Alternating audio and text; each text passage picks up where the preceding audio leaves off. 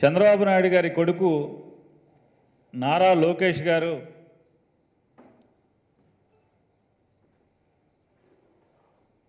ఆ మధ్య కొద్ది కాలం క్రితం యువగళం అని నామకరణం చేసి కుప్పంలో ఆర్భాటంగా పాదయాత్రని ప్రారంభించి ఆ యువగళం పాదయాత్ర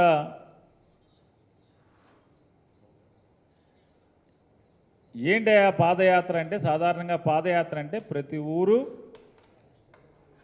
సావధానంగా ప్రజల కష్ట సుఖాలని పంచుకుంటూ ఆలకిస్తూ ఒక రాజకీయ నాయకుడు ఎవరైనా చిత్తశుద్ధితో రాజకీయాల కోసం పనిచేసేటువంటి ఏ పార్టీ రాజకీయ నాయకుడైనా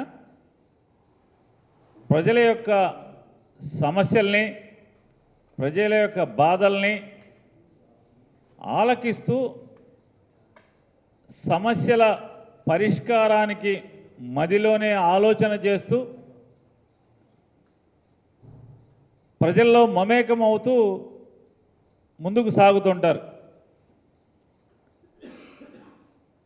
ఏంటి అంటే ఇది చూస్తే ఈ యువగళం అని మొదలుపెట్టిన ఈ యాత్ర బహిరంగ సభ ఉన్న చోట సభ పెడతాం, జనాన్ని పోగేయటం, డబ్బులు ఉన్నాయి పాపపు సొమ్ములు, జనాన్ని పోగేయటం, జగన్మోహన్ రెడ్డి గారిని బూతులు తిడతాం, మళ్ళీ అక్కడి నుంచి పరిగెడతాం. ఈయనేమో యువగళం అంట, ఈయనేమో నవయువకుడు అంట, సాయంత్రం 5 అయితే కానీ బస్సులోంచి బయటికి రాడంట. ఇక పగలు కానీ ఎండలో కానీ నడిచేది లేదు.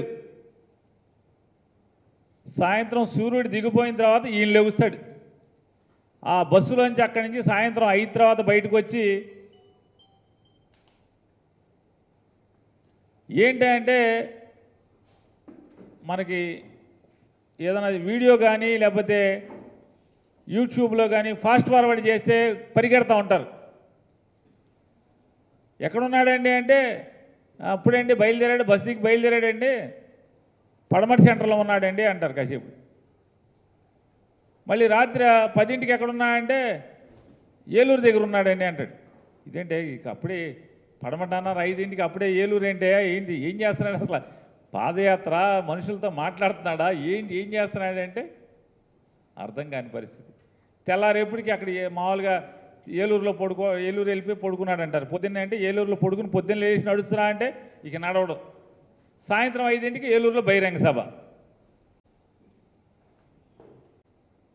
అంటే చంద్రబాబు నాయుడు గారు అబ్బాయి పనికి రావట్లేదు అని చెప్పి అందరూ అంటున్నారు. కాబట్టి ఈయన ఆ మొదలెట్టిన యువగళం 4000 కిలోమీటర్లు 400 రోజులు అన్నారు. 4000 కిలోమీటర్లు 400 రోజులు అన్నారు.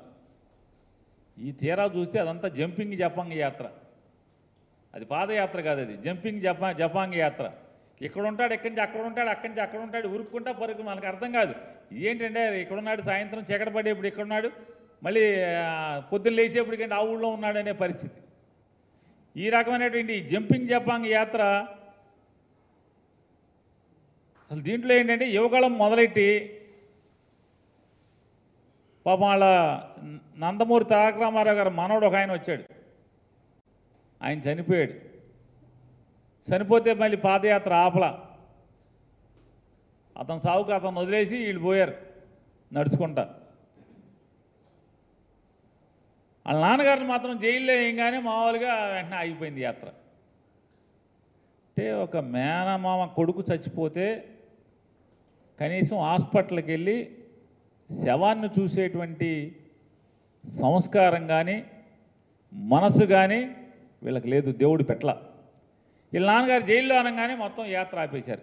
అదే ఆ యాత్ర ఆగితే ఒక మనిషి చచ్చిపోతే నీ యాత్ర కోసం నిన్ను పరామర్శించడానికి సొంత నీ మేనమామ కొడుకు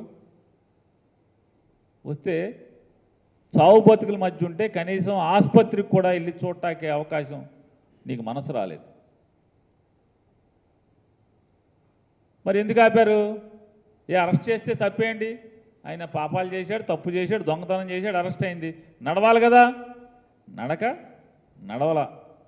ఈ కిలోమీటర్లన్నీ కూడా కాకి లెక్కలు, దొంగ లెక్కలు. సరే వేసుకుంటే వేసుకున్నావు, నీ ఇష్టం.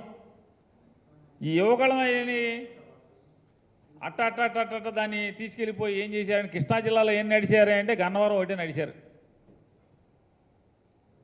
బెజవాడ, గన్నవరం వెళ్ళిపోయింది మామూలుగా, ఏలూరు అని.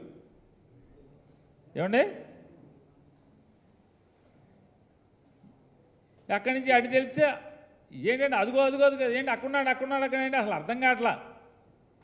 ఏ ఊరు, ఏ జిల్లాలు టపా జిల్లాలు దాటేటంటే మొక్కుబడి యాత్ర, రాజకీయ లబ్ధి కోసం యాత్ర, జంపింగ్ జపాంగ్ యాత్ర ఇది. ఎందుకంటే జంపులు చేసుకుంటూ వెళ్ళిపోవటమే. కుప్పం నుంచి ఇచ్చాపురం అని చెప్పారు, గాజువాకతో మూతేశారు. గాజువాకతో మూతేసి ముగింపు శాఖ ఎక్కడ అంటే భోగాపురం అంట. ఇదేంటి గాజువాకతో మూత ఏంటి? భోగాపురంలో సభ ఏంటి? ఏంటి అయిపోయిందంటే యువకులం కాదంట, అది నవశకం అంట. మొదలెట్టినప్పుడేమో యువకులం, మూసిందేమో నవశకం అంట. మధ్యలో జంపింగ్ జపాంగ్ మధ్యలో.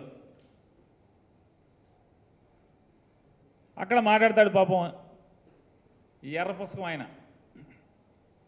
సినిమా బ్లాక్ బస్టర్, సినిమా అంటే బ్లాక్ బస్టర్ అంటే ఇదేమో ఈ సినిమా తీశాడంట. కుప్పం నుంచి గాజువాక్కి జంపింగ్ జపాంగ్ యాత్ర చేసి అదేమో ఆ సినిమా బ్లాక్ బస్టర్ అంట. 100కు 100% అది అట్టర్ ఫ్లాప్ సినిమా. వెనకటికి ఒక సినిమా మామూలు పెద్ద సినిమా హీరోలు ఆడిచ్చేవాళ్ళు, రిలీజ్ అవ్వగానే వారం రోజులకు 10 రోజులకి సినిమా లేచిపోగానే 50వ రోజుకి మళ్ళీ ఆ సినిమా ఎక్కడో అక్కడ సినిమాల్లో పెట్టేవాళ్ళు, ఒకరోజు ఆడిచ్చేవాళ్ళు. మళ్ళీ 100వ రోజుకి అన్ని సినిమాల్లో పెట్టి 100 రోజులు పూర్తి చేసిందని చెప్పేవాళ్ళు. వెంటనే 100వ రోజు ఫంక్షన్ చేసేవాళ్ళు. అటువంటి ఫంక్షన్కి దీనికి, ఆ సినిమా ఫంక్షన్కి దీనికి ఏం తేడా కనపట్టలేదు. ఏం సాధించారా అంటే లోకేష్ ఏం సాధించాడు? తెలుగుదేశం పార్టీ ఏం సాధించింది ఈ యువకులం నవశకం జంపింగ్ జపాంగ్ యాత్రతో అంటే?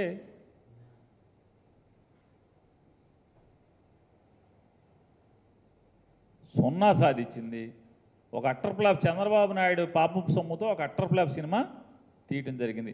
చాలామంది సినిమా పెద్ద హీరోలు, పెద్ద నటులు, పెద్ద ప్రొడ్యూసర్లు పిల్లలు కూడా ఇట్లాగే సినిమా తీసి మామూలుగా ఇంట్లో డబ్బులన్నీ అవజేస్తుంటారు. అట్లాగే చంద్రబాబు నాయుడు దగ్గర ఉన్నటువంటి పాపపు సొమ్ము అవజేసి ఈ అట్టర్ ఫ్లాప్ సినిమా ఒకటి లోకేష్ గారు తీసి దానికి మళ్ళీ ఈ అట్టర్ ఫ్లాప్ సినిమాకి పవన్ కళ్యాణ్, బాలకృష్ణ వీళ్ళు పెట్టి ఇదో పెద్ద సినిమా అంటారు. ఆ పవన్ కళ్యాణ్ రావటాకేమో మామూలుగా వెళ్ళి బతిమాలి బేరమాడి తెచ్చుకోవాల్సిన పరిస్థితి. చంద్రబాబు నాయుడు ఇంటికి వెళ్ళి బేరమాడి తెచ్చుకోవాల్సినటువంటి పరిస్థితి. ఈ పరిస్థితులు ఉంటే వాళ్ళు చెప్తారు, చంద్రబాబు నాయుడు అంట కష్టాల్లో ఉంటే పవన్ కళ్యాణ్ అండగా ఉన్నాడేమో లోకేష్ అంటాడు.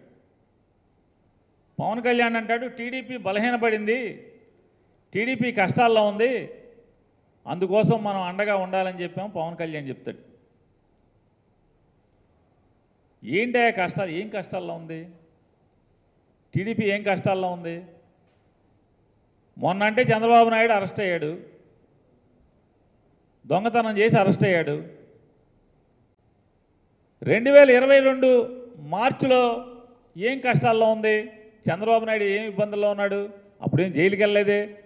మరి ఇప్పటం సభలో నేను చంద్రబాబుతో వెళ్ళిపోతాం ఖాయమని చెప్పాను, ఎలా ఎందుకు చెప్పాడు పవన్ కళ్యాణ్ గారు? సో ఇదంతా ప్యాకేజీ వ్యవహారాలు, బేరాలు ఆడుకోవటం. ఏ తర్వాత ఏంటి అంటే పవన్ కళ్యాణ్ గారు వెనకటికి ఆవు కథ ఒకటి చెప్తారు. ఆడికి తెలిసింది ఏంటంటే ఆవు గురించి ఒకటి తెలుసు. బాగా మొద్దు విద్యార్థి ఒకడికి పిల్లోడికి ఆడికి ఏం చెప్పమన్నా సరే కుర్చీ గురించి వ్యాసం చెప్పరా అంటే ఆ కుర్చీకి 4 కాళ్ళు ఉంటాయి, ఆ 4 కాళ్ళ కుర్చీలో ఆవు కూర్చునుంది, ఆవుకి 2 కొమ్ములు ఉన్నాయి, తోక ఉంది, తెల్లగా ఉంటుంది ఆవుకు 4 కాళ్ళు ఉన్నాయి, ఆవు ఇట్లా ఉంటుంది అట్లా ఉంటుంది అని చెప్పి అంటే తెలిసింది ఆవు. నువ్వేది చెప్పన్నా చెట్టు గురించి చెప్పమంటే ఆ చెట్టు ఇక్కడ ఉంది బయట, ఆ చెట్టు ఆకులు తింటా ఆవు ఉంది చెట్టు కింద, ఆవుకు 2 కొమ్ములు ఉంటే మళ్ళీ ఆవు కదా. అట్టా పవన్ కళ్యాణ్కి చేత అయింది ఏంటి అంటే రాజకీయ పార్టీ పెట్టి చంద్రబాబు బాగుండాలి, చంద్రబాబు అధికారంలో ఉండాలి, చంద్రబాబు అధికారంలో లేకపోతేనేమో కలిసిపోయి చంద్రబాబు కోటేంటి అంటాడు. చంద్రబాబు అధికారంలో ఉంటే WWF లాలూచి కుస్తీ, చంద్రబాబును పడేసేయండి నా కోటేసేయండి అంటాడు. ఎందుకని జగన్ కోటేసేస్తారేమో, చంద్రబాబు వ్యతిరేక కోట అంతా జగన్కి వేసేస్తారేమో, నాకేసేయండి అంటాడు. జనం తెడ్డు కాల్చి వాత పెట్టారు ఇట్టాగే పిచ్చి మాటలు మాట్లాడితే. మళ్ళీ మొదలెట్టారు. మళ్ళీ ఏమన్నాడు పవన్ కళ్యాణ్ గారు, చంద్రబాబుకి అధికారం ఇవ్వండి, ఈ అధికారం ఇవ్వండి ఏంటి అంటే ఇచ్చుకో పుచ్చుకో